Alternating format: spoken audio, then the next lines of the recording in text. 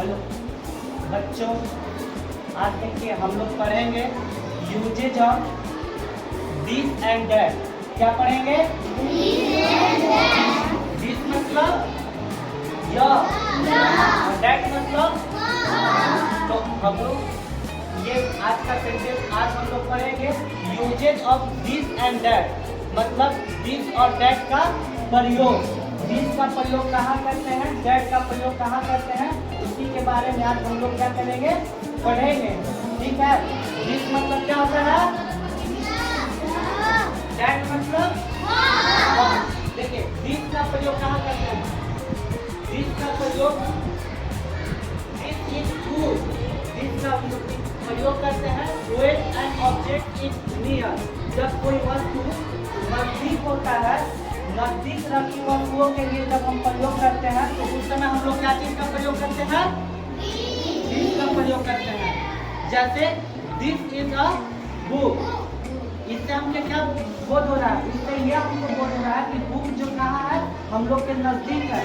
इसीलिए नजदीक रखे वस्तुओं के अगर हम लोग किसी नजदीक रखे वस्तुओं के लिए हम लोग किस शब्द का प्रयोग करेंगे, दिस का। इसी प्रकार एक और एग्जाम्पल देते हैं, दिस इज अ कंप्यूटर, मतलब इससे क्या बोल रहा है कि कंप्यूटर जो है हम लोग के निकट में रखा हुआ है।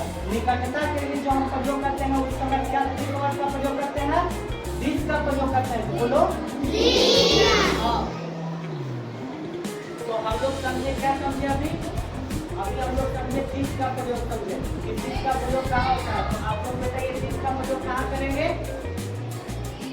दिस का प्रयोग कहाँ करेंगे, दिस का प्रयोग किसी भी रखे निकट रखी वस्तुओं का बोध कराना होगा तो उस समय हम क्या करेंगे, दिस का प्रयोग। उसी प्रकार हम दैट का प्रयोग करेंगे। दैट का प्रयोग कहाँ करते हैं हम लोग, तो दूर रखी वस्तुओं के लिए हम लोग दैट का प्रयोग करते हैं। इसीलिए लिखे दैट इज यूज, दैट का प्रयोग करते हैं व्हेन एन ऑब्जेक्ट, जब एक ऑब्जेक्ट इज फार, जब ऑब्जेक्ट दूर रहता है उस समय हम लोग क्या चीज का प्रयोग करते हैं,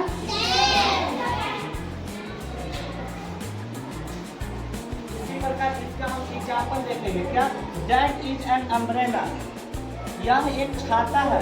इससे क्या बोध होता है, इससे ये बोध होता है कि अम्ब्रेला जो रखा हुआ है वस्तु वो हम लोग से दूरी पर रखा हुआ है। दैट का प्रयोग का मतलब यही ना होता है कि दूर रखे वस्तुओं के बारे में हम लोग अध्ययन करते हैं। दूर रखे वस्तुओं के बारे में जब हम पढ़ते हैं तो उस समय क्या का प्रयोग करते हैं, दैट का प्रयोग करते हैं। तो यहाँ पर जब एग्जाम्पल लिखा हुआ है दैट इज एन अम्ब्रेला, इसका मतलब क्या कि अम्ब्रेला हम लोग से दूरी पर रखा हुआ है ना। इसी प्रकार एक और example, that is a rabbit. तो हम लोग आज पढ़े, क्या पढ़े, uses of this and that. This मतलब दैट मतलब बस के बोलिए। प्रयोग हम लोग कहाँ करते हैं, दिस का प्रयोग कहाँ करते हैं, दिस का प्रयोग नजदीक में होता है कि दूर में होता है, नजदीक में होता है। डैट का प्रयोग नजदीक में होता है कि दूर में होता है। अब हम बोलते हैं डैट इज ए फैन, ये दूर है ना, फैन चल रहा है ना, तो फैन में दिस का प्रयोग होगा कि डैट का प्रयोग होगा, बताइए। समझ में आया, यानी कि नजदीक रखे हुए वस्तु को दिस का प्रयोग करेंगे, दूर रखे हुए वस्तु को डैट का प्रयोग करेंगे। तो this is a book, this is a book कहाँ है, आपके पास है, नजदीक है ना, तो दिस इज ए बुक। ठीक है, तो बुक कहाँ है, आपके पास है। अब हमको फैन बोलना है, फैन, यहाँ पे फैन है ना, तो फैन में क्या लगेगा,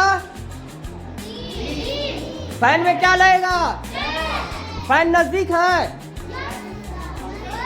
दूर है ना, फैन दूर है ना, तो फैन में क्या लगेगा, दैट लगेगा। तो सिंपल, जो वस्तु नजदीक है उसमें क्या लगेगा, जो वस्तु किसी सामान जो नजदीक है उसमें क्या लगेगा, दिस। अगर कोई वही सामान दूर चला गया हमसे, उसको माने हमसे कुछ दूर है, उसमें क्या लगेगा, दैट लगेगा ना। तो अब समझ में आया, दिस का प्रयोग कहाँ होगा, नजदीकी में। दिस का प्रयोग कहाँ होगा, और डैट का प्रयोग कहाँ होगा, दूरी में ना। तो this is a book. Book कहाँ है? आपके पास है बुक?